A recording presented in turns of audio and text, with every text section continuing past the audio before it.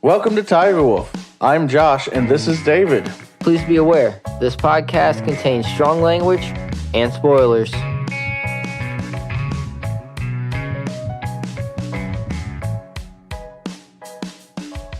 Today, as I'm sure you noticed by the title of this, we're going to be discussing something a little bit different than we usually do, as it is not a property owned by Disney. True. Well, I mean, we talk about properties owned by the overlord of this property. WB. Yeah. They own DC. Yeah. Well, yeah. But It's not comic related. 80%. Yeah, it's not comic related and it's not owned by Disney. Yeah. That's basically like 90% of what we do when we talk about this kind of thing. Yeah. Is discuss something that is owned by Disney or is DC. Yeah. But, so, how do you want to start? I was going to say, if you wanted to start this off, go ahead. Let's start from the beginning. Okay. Dumbledores are not hard to kill, or not easy to kill, supposedly, but Snape did it. Yeah, that was one of the first things that they mentioned. That was with the special. Oh yeah, no, I was wand, just making wasn't a joke. it? Yeah, he had the right wand for the job, and I think that was actually the only reason he could do it. I think so. And Dumbledore let him. Yeah, no, but that's one of the very first things that's mentioned in there. I think it's what Albus says it to Newt, doesn't he? Or somebody else says it to Newt. Someone else says it to Newt, I believe. I'll come out and say, man, I liked Albus in this. Yeah, so did I. Consistently, as a character in general, I have had no issues with him in the way he's been portrayed. Yeah. That said, also disclaimer here, I've not read the books at all. The original Harry Potter books or anything else extrapolating off of that. Yeah. So I'm a little biased to the movies in the representation of things. Grindelwald's escape was pretty impressive. It was. It did what it was meant to do, basically, was show off his prowess and the fact that he's basically unstoppable on a 5-on-1 fight. Yeah. And the guys that were following them, like, did they even try? Because it didn't look like they tried. I don't know. They were like, oh, he's escaped. Time to go. But, it was... I kind of felt bad for the little lizard guy. So did I. I was... That was strike one. Well, I feel like... For me. I think that was more... Like, it was more for us and himself than it was about the situation with it. Right? So, like, it was for us to show that he has no emotions or whatever, which is garbage, and we'll get into that later. But also, I think it's more like he's trying to make sure he doesn't get attached to anything, because he knows that shit's gonna get real, and that means having to destroy things and people that you like. Yeah. And so he's trying not to like anything. I feel like he's purposefully trying not to. Not that he's there. Yeah. Even though he's probably also well practiced at it at this point. Doesn't mean there aren't going to be some things that somehow weasel their way in. Yeah. Where do you want to step from here? Newt's fucking awesome house? Yes. Yeah? I didn't know he had more than one thieving platypi. He had what, 7? I think it was just 3. 3 or 4. There was only a few in when they put them all in there. There was only like 3 or 4 in there. It was Niffler and the 2 he caught when he first got home. Yeah. Niffler's the one from the first movie. Is the black one with the... He's the one he takes with him. It's the one that he catches in the first movie. Yeah. This fucking adorable thieving little bastard. But yeah, his just everything in that house, all of the different magical beasts, was honestly, I was kind of disappointed we didn't get to see more of that. Like in the first one, there's a scene where they go and they basically show all of his beasts that he has in his case. Yeah. Which I realize may just be a portal to his basement. I'm not sure. Maybe. I'm not sure if it's its own pocket dimension. I think in this one it functions more of its own pocket dimension than a portal. In the first one, I'm not sure because he had quite a few in there with him, but he also potentially was on a long trip where he had already captured quite a few. Yeah. I guess captured might not be the right word. Befriended. What he does. Rescued, more than likely. Rescued. Because more than likely they were not in the places that they should ought to be. Yeah. Like the kitty dragon thing. The kitty flower? Yeah. Kitty flower. Kitty flower. Man, our entire audience lost it. Dude, I didn't like mention this to you previously, but when I saw the eyes and snout in the cage thing and in the plume, that's all you could see, I was like, that's a kitty. Like I knew it immediately. I was just like, oh my God, I can't wait to see this. And then of course it became it became a thing to do about, like, you saw what it was. And I was just like, yes. Dude, I still think it's hilarious. Everybody started laughing. Oh, well, yeah. You pull out a feather duster and his eyes go big and he's like,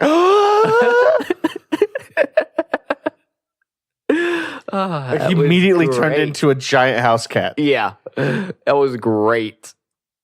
It was pretty awesome. So, and then like the also like connected to that, even though it's much later in the film, the way Newt like almost immediately connects to these creatures, is fascinating because like he spent a total of how many minutes with this cat? Probably. Well, I mean, there was the scene in Flemmo's house where he might have been in there for like almost an hour. Yeah, but we don't know how long he was in there. Then I don't think it was very long, given what was said in the dialogue then, about how he should come back out. Yeah, and that, but like less than an hour, probably less than an hour altogether throughout this film. Throughout the time period of this film is what I mean. Yeah. We don't actually see him go interact with it in the case or anything like that. Is how much time he spent with it. And the very last time it came out, it was like hugging on him and stuff. Yeah, some people just have affinities for different things. His happens to be beasts. I'll say his is all beasts though. That's the weird part about it. It's not just like specific types of beasts or you also have to look ones of certain demeanor or anything like that. I mean, like Hagrid. Hagrid's things beasts. Both of him and Newt are not very good at social interaction with humans. Well, I mean, Hagrid's a half giant, so of course he's not good with social interactions. Yes, that's with humans, fair. But because he's 6 feet taller than them. That's an exaggeration, obviously. But honestly, like on a personal level, with the discussions that he has with like Harry and them, I feel like he's perfectly acceptably. I should have said that. I should not have said that. I should not have said that. I should not have said that. He's just not.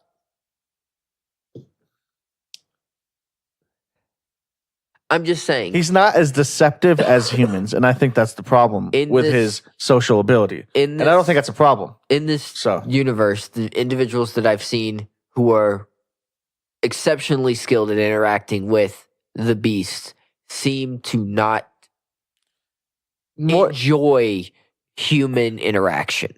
I think it's also related to the fact that human interaction with them tends to be skewed by the fact that they are more comfortable around beasts. And the other way, like obviously there's the I'm a cat person, not a people person type of thing. But also unlike in this world where I am a cat person, not a people person thing, and people don't exactly look at me negatively because of that. Where in this world they do, Yeah. because they think that makes being an outlier is bad in the wizarding world, and I feel like that's super ironic. Yeah, a little bit.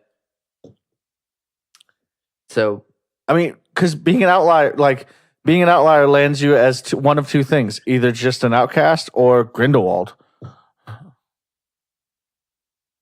I guess you could be Albus too, but he's not that much of an outlier. Queenie.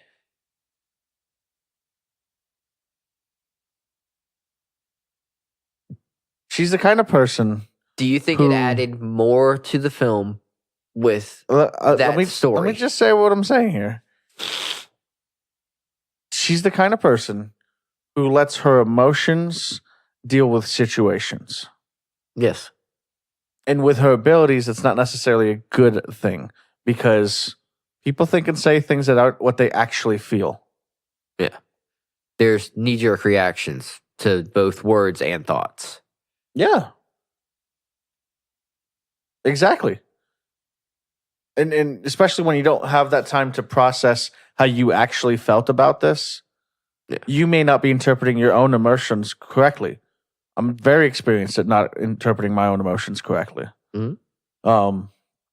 So like I get that. I also get like her position on like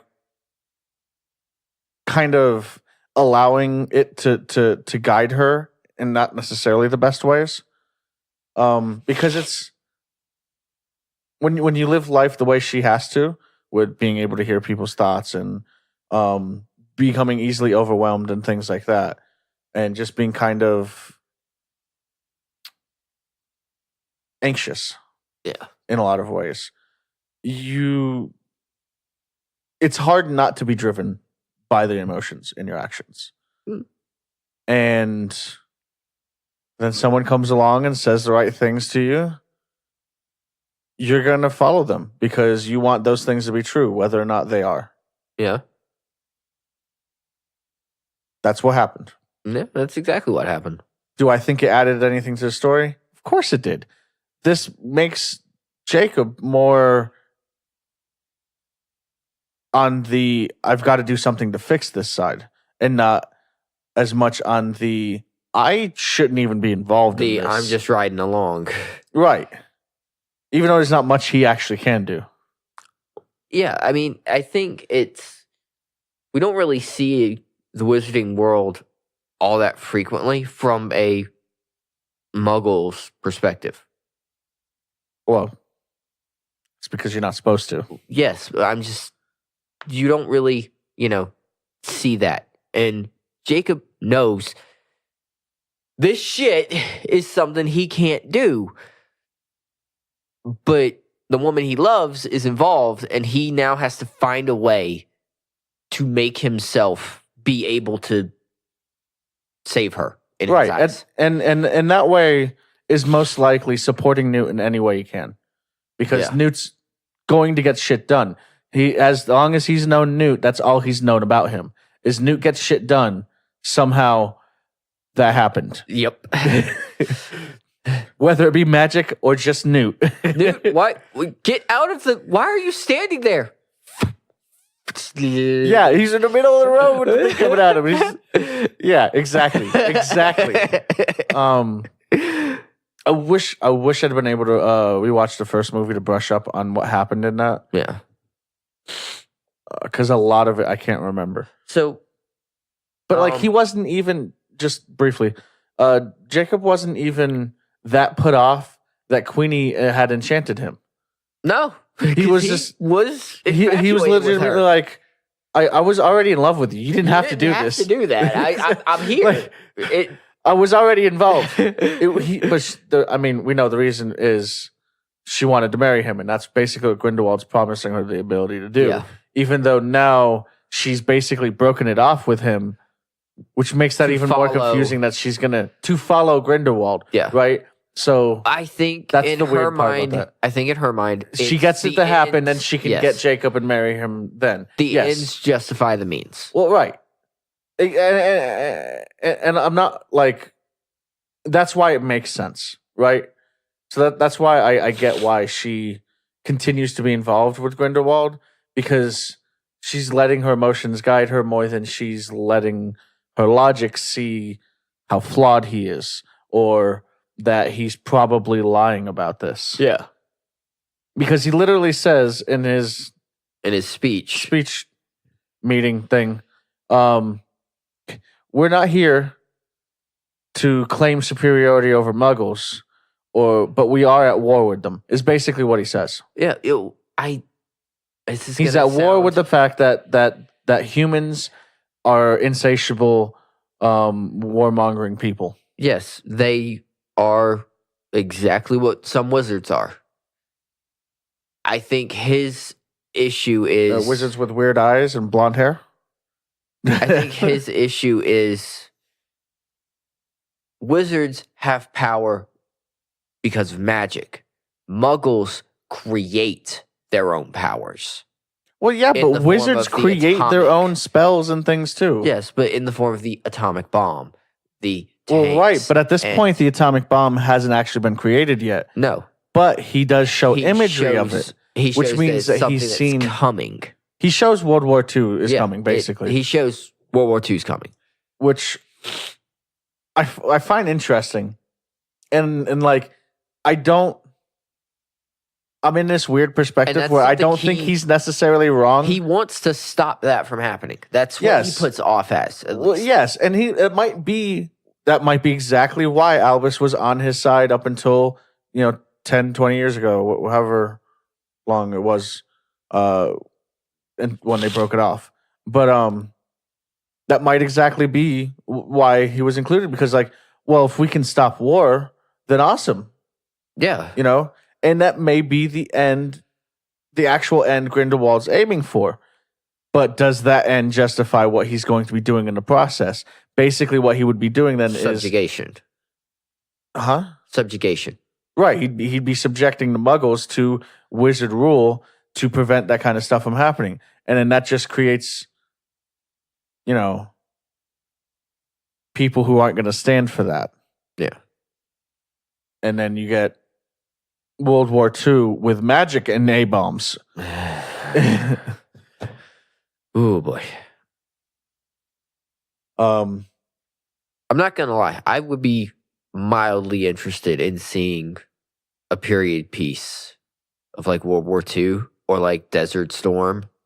So we just saw a period piece. It's pretty much a period piece. Yeah, I mean, but a war drama period piece.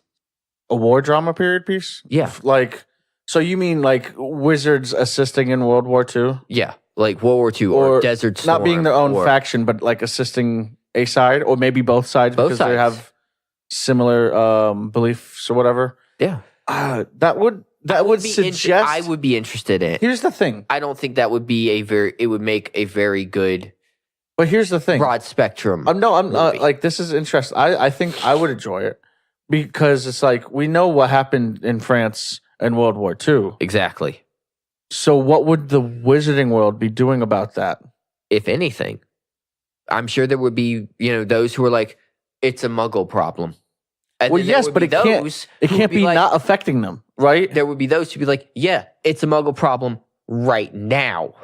But I mean, when it becomes occupation, and rights are being distorted to because of the occupation and whatnot, then it becomes an everybody problem. Yeah, that's what I mean. It's a Muggle problem right now. But, it's that old adage of they came for so-and-so, I said nothing. They came from so-and-so, I said nothing. They came for so-and-so, I said nothing. They came for me, there was no one to stop them. Yeah, no, I mean, yeah. So it's the whole in fantasy worlds, these things happen a lot. There's the dwarves where it happens with them all the time. No, we're gonna handle our shit. No, we're gonna handle our shit. Oh fuck, we can't handle a dragon by ourselves. They want a lot of races in fantasy settings want to keep things in house, quote unquote. It's our problems. We'll deal with it. But it's usually because of a history of it not going right where it wasn't handled just in-house like Yes. that. Like, because in Lord of the Rings, for example, elves and dwarves were best friends back in the day. Mm. And now they are best enemies. Well, not enemies because they don't actually fight each other. They just hate each other. I was there, Gandalf. I was there when the will of man fell. Yeah. But also, he blames all men for that failing.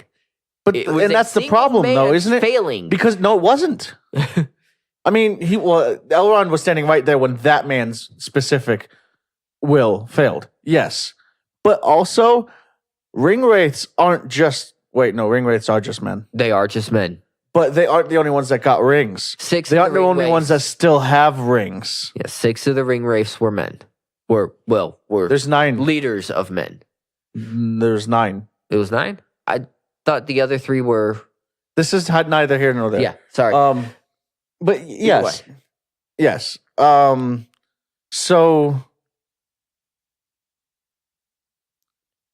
So we're going to assume this isn't necessarily our world that Harry Potter's world is, right? Yeah, So does World War II happen? that's where I was about to ask. Considering there are supposed to be 5 of these movies. Yes, but we're also still 12. 13. Well, officially, it's in Europe. It started in 1939 or 38. We didn't get involved so until 42. let's just round it down and say 10 years away from it happening. Yes. Are you suggesting that over the course of the next 3 movies, we're looking at those huge gaps to step it up? Quite possibly. What? Grindelwald just goes in underground teaching Credence how to be Clearwater Revival? Yeah. Well, all right. What was one of the big things Nazi Germany has been stated of having now? Years later, what was one of their big driving points? The occult. Oh, well, no. Well, I mean, that was Russia, too.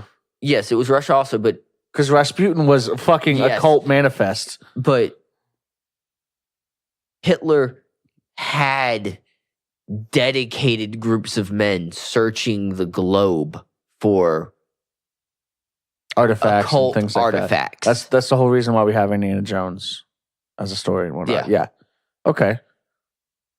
So you're suggesting that Grindelwald's going to be Grindelwald may be he may Schruber? he could be like Schruber, or he could end up being, say, this universe's version of the Red Skull. Okay.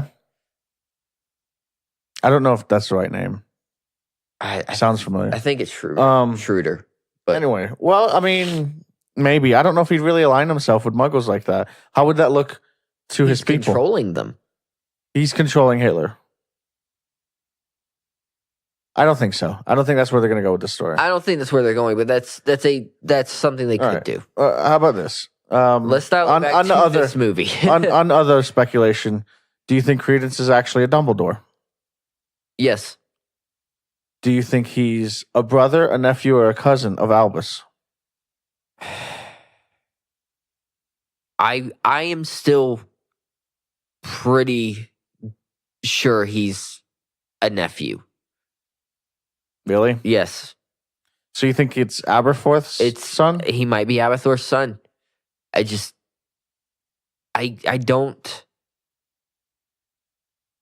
can't wrap my brain around how his father could have been in Azkaban and had another child. Conjugal visits. Do they have those? I don't know. Do I look like I run wizard prison? I'm pretty sure you would love it. You think that I would love entrapping wizards against their will? Yes. Why? Because you have that tad bit of sadistic nature to you. I'm not that sadist. You would go, oh, your wand. He almost has it. He almost has it. Hit the button. Oh, he missed it. Okay, 1, I wouldn't need a button. Magic's a thing. 2, I don't know if they actually torture people at Azkaban. They seem like it. I mean, I can't argue against that. I saw what what's his name? Werewolf dude looked like when he came out. Yeah. But your thought is it's probably a cousin, right? It's heavily leaned on that it's a brother of Albus. But the time doesn't really make sense because, as you said, wizard prison. Yeah. Albus's father was in wizard prison. So I'm thinking maybe Albus had an uncle that had a child. I mean, it's because possible. If what we found is true, then if we're looking at Aurelius being like around 20 years old, then that's definitely when Albus's father was in Azkaban. Yeah. And that's also definitely when he was born was after Albus's sister died. Was dead. Yeah. And also she was like 14 when she died or something like that. Yeah. So not likely she had a child. Yeah. I mean, the only reason some people are rumors online that it's her child is because the way they describe her inability to control magic is very similar to the Obscurus that Credence has. Her inability to control magic was because of a traumatic event, but because of PTSD, where she basically wasn't going to use magic anymore, but it came lashing out of her because of that. Yeah. I don't know if I would describe the Obscurus as the same as that. It seemed a lot more focused, at least when we saw it in this movie. In the first movie, it was less so. Yeah. But, I mean, if Grindelwald knew who he was, why did he plant the steps to thinking he was a Lestrange?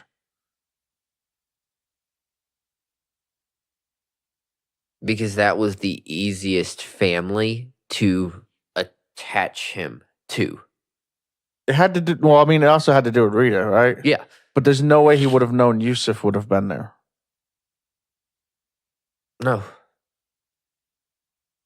Because I don't believe that they were ever in the same area together in Paris and anything that we saw. But Yusuf is now on the good guy team, so obviously that worked against him a little bit. Yeah. Even though Rita died. The good guys are down one. One? Of the main team. I was about to say, a lot of cops died in there. Of the main team, they're down one. Rita died, Queenie left, but they got Yusuf. Therefore, they are down one. What? Yeah, but you just... I mean, you don't just trade Lestrange out in the middle of the game. If you're playing a good game of Magic, you do. Sacrifice this so that I can bring this character from the deck. Are you suggesting that they are Swamp? No, I think they're more of like a... Because Swamp a usually forest. uses sacrifice. Oh, Fire does too. Mountain does too. Yeah, they use a lot of goblin sacrifice. But... Or Slither, or a Tog. Kavu. I wasn't going to say it, David. But yeah, so I mean... They're still banned. No, they're not. They are still banned from my house, along with Slivers. So you've got, this... So, I mean, right now, if you look at it, they're down one. But at the same time, if Dumbledore can destroy the thingy... Hold on. Maybe now is the time to get into the emotions and things. Okay. So, for one, Who was Rita saying "I love you" to? Newt. I have no doubt in my mind that she was talking to Newt. I honestly think she was talking to both of them with an emphasis on Newt. That's fair. She probably did love Newt's brother, whose name escapes me right now. I think it also starts with an N. Probably. Because they do that in this Yeah, they do world? that in this world. All the kids' names start with A. Why? Because I said so. Because it's a rule. I mean, yeah, you've got Albus. You have Abernath. You have Aberforth? Aberforth. Ariana? and Aurelius. So, I mean, the trend's there. Yes, but their father's name was Percival? Yes. I don't have an explanation. Okay, Harry's parents were. Why would you even go into that? We're not talking about that. Anyway, I'm just saying the names. We've talked about what's going on with Queenie and Jacob. Yes. Newt and Tina. I'm glad they're finding some headway on that. I'm not gonna Her lie. character development her character development from when we first meet her in the first movie has been exceptional, and I love it. Also, she looks really good in a leather jacket. I'll be completely honest. Of the two prospectual love interests for Newt, I preferred Rita. I don't think she was a love interest for Newt. I don't think that would have ever happened, is what I'm trying to say. If his brother had died instead of her at that point, I think it might would have. No. I think Tina is the best fit for him. Probably. But like I said, I personally That's because you like damaged people. That might be because I'm damaged, and like my dad told me when I was younger, everyone comes with baggage. The point is to find someone with a matching set. I mean, I wasn't just referring to your significant others now and in the past. I also meant your friends, like myself. Yeah, I'm drawn to damaged people. Okay, your point. I mean, I'm not any different. My family is damaged. Okay. No, it's fine. I was just making a point of it. So, back to Grindelwald. As we said earlier, or I said earlier, I don't think that he is as heartless as he's trying to portray himself as, mainly to himself. I believe he still loves Dumbledore. Oh, unquestionably still loves Dumbledore. He still wore their blood pact. Yeah. Like, I don't want to say trophy, because that gives the wrong connotation, but like, he wore it on his person, and it wasn't like hidden on his person. No, he wore it because it was something that reminded him of a better time. It was something important to him. Yeah. And then there's also the scene with the French child. Yeah. And it's like, this has to be done. I do not want to be the one to do it. Well, I don't know. Like, I think he would have done it. That's what I got from that scene. I to me, it was more like, well, his parents are already dead, so we might as well. And then he left the room before it happened, because I don't think he wanted to stand there and see that. Yeah. Whereas, the next Dark Lord would have done it himself, or at least tried and probably missed. Well, he didn't miss. It was just a glancing blow. And then there was one he didn't even get to go see. Yeah. There was two it could have been. It ended up being both. Yep. It did. But, I mean, do you think...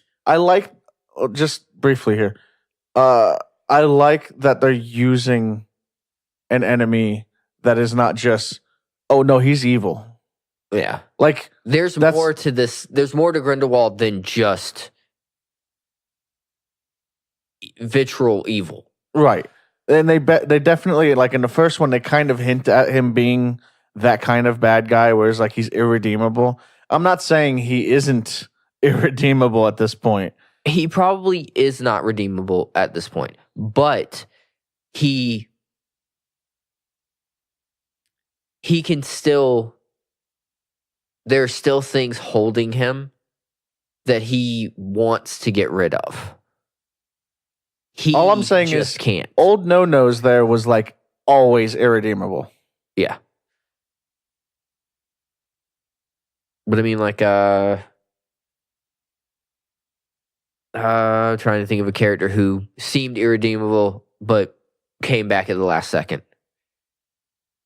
Boromir. He didn't seem irredeemable. He had a moment of weakness.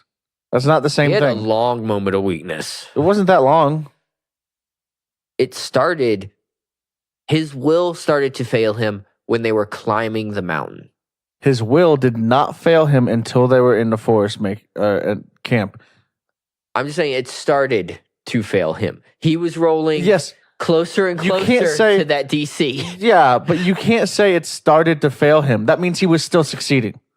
That means he was still keeping himself in check. That means he was still He didn't keep recognizing himself in check then. The person who did was Aragorn. because he got angry one time because he's Boromir. Have you seen his family? Yes, I have. Okay, that's just the way they are. I'm just saying. Honestly, he's the most honorable and good guy of them. No, his brother was. Faramir? Yes. He tried to kill them. No, he was trying to use them, not kill them. You didn't read the books, did you? Yes, well, they were read to me as a bedtime story. Okay. But now, having said he was irredeemable and then suddenly came back, That's not Boromir irredeemable. is No, my favorite character from the first book. You're wrong. That's not what irredeemable means, bud. He came off as irredeemable. No, he didn't. At that point. No, he didn't. He came across as somebody who was briefly not able to keep his will in check against a very powerful magic enchantment. Yes. Guess what? That's a hard thing to do. I'm pretty sure the only reason Aragorn doesn't have an issue with it is because of his blood. Same thing with the elf and the dwarf, because they are elves and dwarves, and thusly have, because of their genetics, a stronger mind. A stronger affinity towards that sort of thing. Basically, they're more closed mind. Yes. They're gonna keep. Well, I mean, they're gonna keep on their thought process. Nothing's gonna make them stray from it. Yes. I mean, not like necessarily a bad thing. It just means unless they let it, right? Yeah. This is the type of thing they're not going to get affected by magic in that way. Yeah. As easily. It can happen. Galadriel had her moment too. Yes, she did. Galadriel. Hela. Yes. But Aragorn, I think honestly, just because of his bloodline and what he'd been doing with his life was the main reason he could keep himself in check. I think that's why he knew when he needed to keep Boromir in check.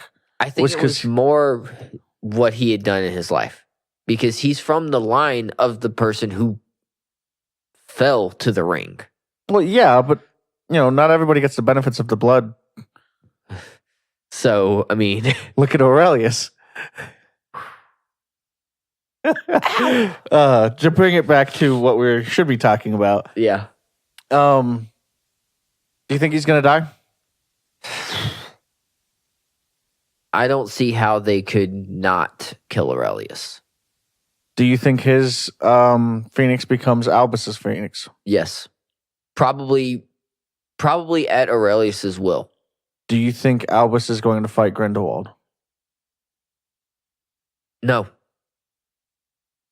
Do you think Aberforth is going to come into this? No. Not at all. Not in this story. Not at all. I do not believe I don't believe there's been enough time since their sister's passing for him to be willing to speak. So you're suggesting that when he was younger, he had to stand up to Grindelwald and Albus because he thought what they were doing was wrong, but now he's going to let them do it? Let Grindelwald do it? Yes. Because he's afraid he's going to lose his sister again? Maybe it's because he's afraid he'll lose himself this time. Fear can be a powerful thing. I'm just saying, the first time he wasn't afraid of losing himself. No, he I wasn't. think he's going to make an appearance in this series. Maybe you're right. I'm not saying he's make a better story if he did. I'm not necessarily saying he's going to be up there on the front lines with Newt against Grindelwald. I think Newt's going to be the one that takes Grindelwald down. I don't think it'll be Dumbledore. I don't think it should be Newt, honestly. I don't think it should be, but I think that's who it will be. Right, because this is a story based around Newt because it's Fantastic Beasts. Yes. Now, would it make more sense for it to be a Dumbledore that kills Grindelwald? Yes. Would it make more sense for it to be Newt's brother, who will actually get accredited this in the Ministry? He definitely will get if Newt's the one that does it, his brother will get the credit. I think he's going to make his brother get the credit. Yeah, he wouldn't want it. I don't think. I don't think Newt would want that. It's already something that's going to hinge on his conscience because he doesn't like the idea of. Oh, he chose a side when Rita died. Yes, he did. But I don't think he's still at the point where he could kill Grindelwald. I think he's on the side of stopping Grindelwald, not killing Grindelwald. Yeah, his brother, however, I don't know. He might be on the side of killing. His brother definitely because he stood there and he saw people he potentially knew die, and her. Yeah. He might have known those other Aurors. Think about that. Those are people who were potentially his brother's friends. Yeah, people that he worked with. They were almost unless scared. They were all French. Some of them were probably of the British Ministry. Yeah, I think the one guy who makes a go at Grindelwald was from the British Ministry. Yeah, but I mean, would it make a better story if? I'm actually kind of surprised none of the Aurors joined Grindelwald. I'm actually a little surprised by that too. Well, one did. The one who, in the beginning, he's the one who takes the job because Newt doesn't want it. To go and kill Grindelwald? Yeah. Grindelwald. I thought he was standing on the bridge at the end with them. Grindelwald, he was, but Grindelwald told him to keep the kids safe. Oh, right, that was him. Yeah. Right. He's already on Grindelwald's team. I meant at that scene. Oh, at the scene, okay. Yeah, I am actually a little surprised by that too. I don't know why. I shouldn't be. Like, they were there to do their job to stop him. But at the same time, the one guy who did join him is the reason why he got out was also there to keep him in prison. So exactly. Is there anything else you wanted to touch on? Not that I can think of, no. Okay. So overall, I would say since this is a shitty movie review, we have to, I guess say what we actually think of the movie. I liked it. I really liked it. The ending was a little lackluster and it could have been better. Yes. It was very set up. It was very set up, so it made it rather anticlimactic. The climax was them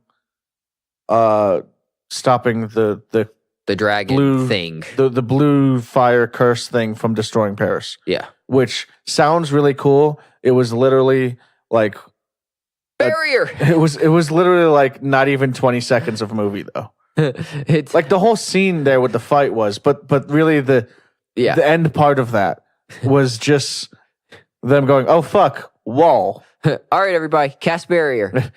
Flemmo's like, we need to do super wall. And everybody's like, cool, let's do super wall. And then they all do super wall. Yeah. And then Flemmo's like, oh, that one's getting out. Is dead.